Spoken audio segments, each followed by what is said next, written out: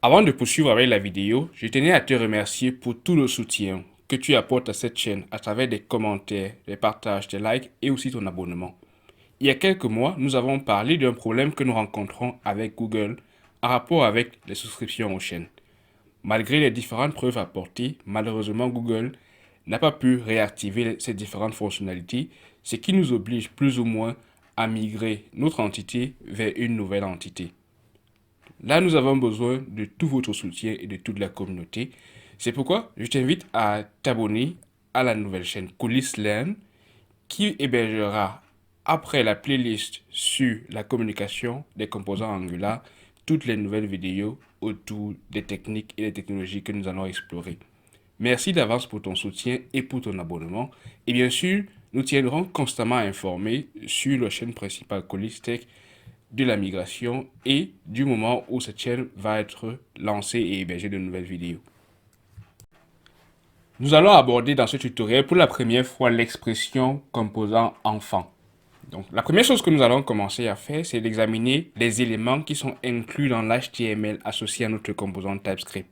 Chaque élément que nous retrouvons dans cet élément, dans ce fichier, est un enfant de ce composant-là. Qu'il s'agisse des éléments natifs, comme les divs, input ou encore boutons, ou alors des éléments que nous avons créés nous-mêmes, comme des composants enfants que nous avons créés. Maintenant, si tu as travaillé longtemps avec JavaScript, ou alors si tu travailles depuis peu avec JavaScript, tu connais forcément les méthodes pour manipuler les éléments avec JavaScript. Nous allons prendre un simple exemple et écrire un paragraphe avec la balise P dans lequel nous allons écrire simplement mon message. Cette balise va simplement afficher ce texte dans notre navigateur.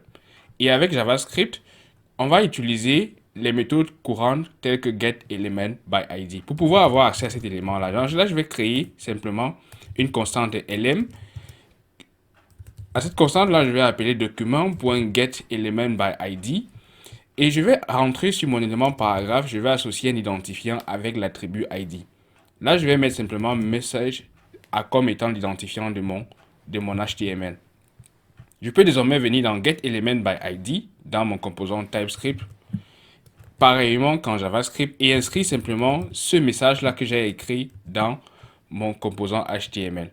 À partir de ceci, je peux désormais avoir accès à chaque propriété à l'intérieur du message. Si je mets par exemple en console log simplement lm, vous allez voir que je peux avoir accès aux différentes propriétés que m'offre JavaScript sur cet élément-là. Donc là, on va rentrer dans notre navigateur et on va voir que cela récupère cet élément-là.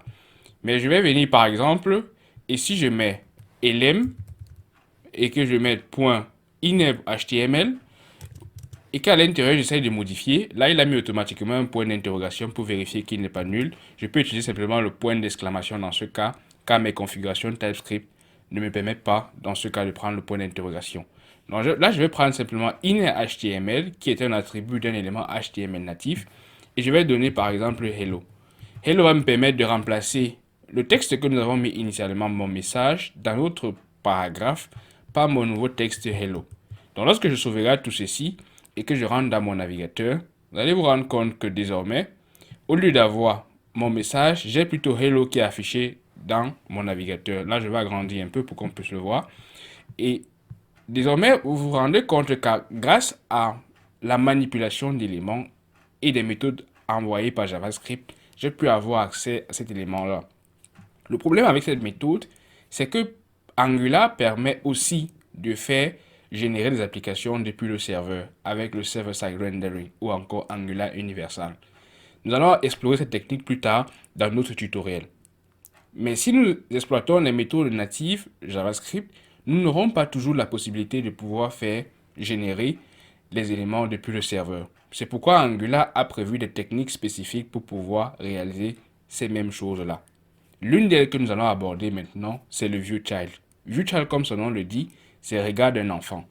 Pour cela, en lieu de place de faire document.getElementById, on va prendre un simple cas où nous allons utiliser une référence sur l'élément. La référence sur l'élément avec Angular s'écrit avec le dièse sur cet élément-là et un nom. Dans ce cas, je mets par exemple elem. Elem qui est l'abréviation d'élément. Maintenant que j'ai mis une référence à cet élément-là, je peux venir travailler avec le viewChild. Simplement, pour cela, il me faut importer le décorateur que je vais écrire avec arrobas et je vais simplement mettre view child. Et vous voyez que Visual Studio Code me propose directement de l'importer d'Angular Core. Donc, automatiquement, view child est importé depuis Angular/core. Maintenant que j'ai le view child, je peux désormais inscrire à l'intérieur. Vous voyez que les propositions en bleu dans Visual Studio Code me donnent l'opportunité d'insérer une fonction, une chaîne de caractères ou encore simplement un token que nous allons voir beaucoup plus tard. Donc là, dans ce cas, nous allons mettre la référence que nous venons d'inscrire sous forme de chaîne de caractères. Cette référence-là, c'est simplement ce que nous avons écrit après le hashtag. Donc là, je vais mettre lm et je vais rentrer, je vais donner maintenant le nom de la variable que je souhaite avoir qui va sauvegarder cette référence-là. Dans ce cas, j'appelle ça par exemple élément. Là, je vais mettre élément simplement.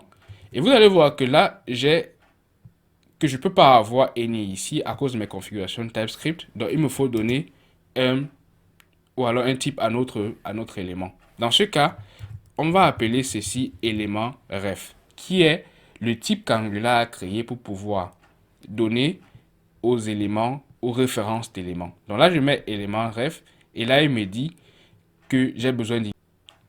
Pour l'initialisation, vous avez deux options. Soit vous désactivez l'option TypeScript qui permet d'obliger à chaque fois que nous initialisons les variables, ou alors vous pouvez mettre simplement l'égalité et mettre sous forme de crochet le même type élément ref et mettre simplement un objet vide après. Cela va donc faire disparaître l'initialisation ou alors l'erreur concernant l'initialisation. Maintenant que nous avons fait ceci, nous avons désormais l'élément concerné. Maintenant, ce qu'il nous faut faire, c'est de mettre simplement en console dans notre ng on init, donc je vais supprimer l'autre console que nous avons, mettre ceci en commentaire. Et nous allons voir simplement dans notre ng on init si nous avons accès à notre élément concerné. Donc là, je vais mettre 10.élément dans mon console log et on va retourner dans le navigateur. Là, on se rend compte que nous avons un objet vide. Pourquoi? Parce qu'en réalité, Angular n'a pas accès à cet élément-là. Pour pouvoir avoir accès à cet élément depuis la version 9 d'Angular, il faut spécifier si cet élément-là est un objet statique ou pas. Qu'est-ce que ça dit? Angular offre depuis la version 9 la propriété statique, qui est un booléen que nous devons spécifier lorsqu'on se sert de viewChild. Donc, je peux désormais écrire à l'intérieur statique et c'est true si cet élément, si nous sommes sûrs que l'élément que nous avons est disponible automatiquement lorsque ng on init est appelé. Sinon, il faut pouvoir utiliser static false si nous savons que cet élément arrivera plus tard ou du moins un peu plus tard que ng on init. Dans notre cas, c'est un élément de base simple, un paragraphe qui est toujours là. Donc, il est statique et disponible pour utilisation. Là, je vais mettre statique à true et rentrer dans mon navigateur. Vous allez voir que désormais, je vais avoir cet élément ref là, cette référence d'élément et à l'intérieur duquel je trouve native élément. Et je peux avoir aux mêmes propriétés que nous avons eues lorsque nous avons fait appel à document.getElementById. Donc désormais, je peux effectuer la même opération que précédemment. Donc je peux simplement dire ici que 10.lm. Mais vous voyez que d'abord, je dois avoir accès au native element. Et ensuite, je peux donc dire inner HTML. HTML et dit désormais qu'il s'agit de hello. Je peux par exemple mettre hello world. Donc désormais, ceci va être exécuté après notre premier inner HTML. Donc je vais rentrer dans mon navigateur. Je peux mettre ceci en commentaire également. Et vous allez voir que la valeur de notre paragraphe n'aura plus mon message, ou alors n'aura plus le texte de mon message, mais plutôt Hello World, qui est désormais la nouvelle valeur que j'attribue grâce à mon viewChild. Viewchild est une autre opportunité que nous avons pour pouvoir réaliser la communication entre le parent principal, qui est notre composant, ou alors le TypeScript que nous avons, et l'HTML que nous avons. Mais cette propriété viewChild est beaucoup plus puissante que ce que nous avons jusqu'à présent. Nous allons l'explorer un peu plus en profondeur en examinant d'autres cas où on peut l'utiliser. Par exemple, lorsque nous avons des directives ou encore lorsque nous avons affaire à nos propres composants que nous avons créés en dessous.